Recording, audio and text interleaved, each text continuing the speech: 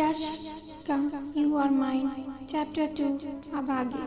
उस आदमी की नज़र उस लड़की पर गई और उसने मुस्कुराते हुए उसे एक अजीब नज़रों से ऊपर से नीचे देखते हुए कहा, 10,000 इस लड़की के लिए ज़्यादा नहीं दे दिया तुमने? इसकी औकात 10,000 की भी नहीं है। उस आदमी ने जैसे ही ये कहा, वो लड़की अपनी नज़रें उठा उसे देखने लगी। वो अपने हाथों को छुड़ा रही थी, लेकिन उस आदमी ने उसे इस कदर कस के पकड़ रहा था कि उसका हाथ जरा सा भी हिल नहीं रहा था। उसकी चूड़ियाँ टूट के उसके हाथों में चुभ रही थी। लड़की ने दर्द से तड़पते हुए कहा, छोड़ो, हमें जाने दो। तभी वो आदमी एकदम से उस लड़की के फेस के पास आ गया और उसके जबड़े को अपने हाथों में पकड़ लिया और उसे दबाते हुए कहा, श्श, आवाज़ नहीं, शांत, हमें शोर नहीं पसंद। इस वक्त वो आदमी एक हैवान लग रहा था। वो लड़की डर से काँप रही थी। तभी इन गुंडों के आदमी ने कहा, देखो, वो लड़की हमारी है, या लड़की दो या तो हमारे पैसे। उस आदमी ने जैसे ही ये सुना, उसने कहा, ये कि ना तुमने समझदारी वाली बात। तभी ढेर सारी कार्स आकर वहाँ रुकी और एक आदमी अपने हाथों में सूटकेस लेकर आया और कहा, बॉस, ये 15 लाख रुपए। उस आदमी ने कहा, देखो इस लड़की को, तुम्हें लगता है ये 15 लाख देने लायक है? नहीं, ये बिकाऊ लड़कियां इतनी महंगी नहीं बिक सकती। उस आदमी की बात सुन उस लड़की ने अपनी मुट्ठी कस ली और कहा, छोड़ो, हमें जाने दो। होते कौन हो तुम हमें बिकाऊ कहने वाले? तुम हो कौन जो हमारा दाम लगा रहे हो?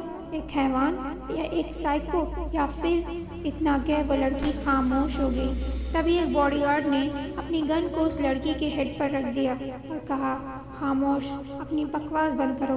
तभी उस आदमी ने अपनी गहरी नीली आंखों से उस बॉडीगार्ड को घूरा और कहा, इसे मारने का हक सिर्फ और सिर्फ सौर्य सिंह ओबरॉय का है। उस लड़की ने जैसे ये सुना, उसकी आंखें शौक से बड़ी हो गई। उसने अपने आप से कहा, मारने का हक?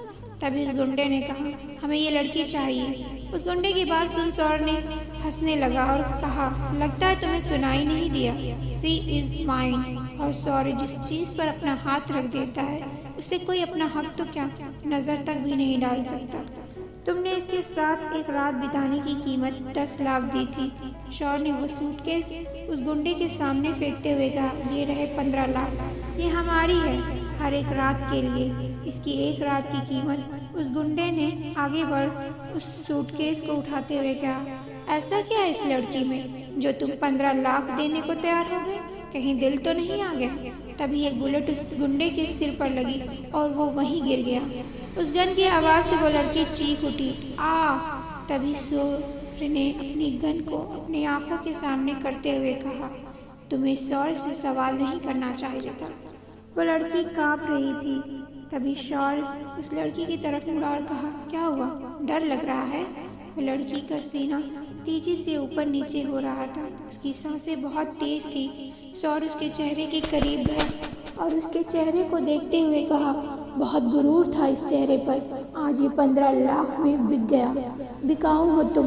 वो लड़की मजबूर थी। उसने अपनी आंखें बंद कर ली। वो डर से काँप रही थी। शौर्य ने अपने बॉडीगार्ड को कुछ इशारा किया। उसका बॉडीगार्ड आगे बढ़ कार का डोर ओपन किया। कार का डोर ओपन होते ही शौर्य ने उस लड़की को धकेल दिया। वो लड़की सीधे कार की बैक सीट पर जा गिरी और वो दर्द से कराह उठी।